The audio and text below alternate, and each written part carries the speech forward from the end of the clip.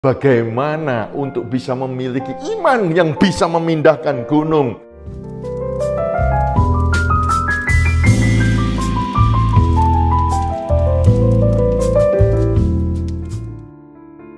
Sesungguhnya barang siapa berkata kepada gunung ini, beranjaklah dan tercampakkanlah ke dalam laut, asal tidak bimbang hatinya, tetapi percaya bahwa apa yang dikatakannya itu akan terjadi, maka hal itu akan terjadi baginya. Karena itu aku berkata kepadamu, apa saja yang kamu minta dan doakan, percayalah bahwa kamu telah menerimanya, maka hal itu akan diberikan kepadamu.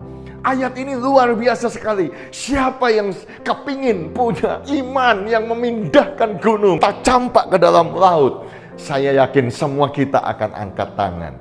Tetapi pertanyaannya adalah bagaimana untuk bisa memiliki iman yang bisa memindahkan gunung.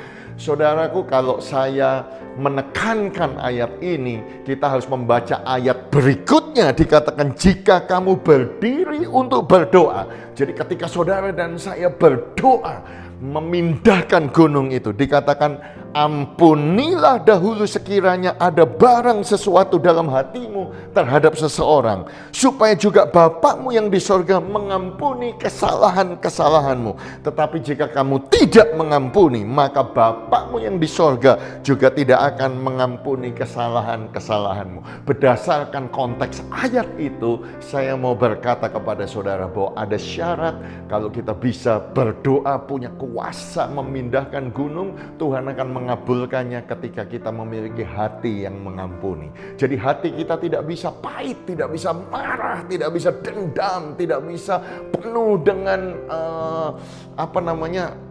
kepahitan terhadap seseorang, tetapi justru hati yang mengasihi, hati yang mengampuni, hati yang melepaskan pengampunan.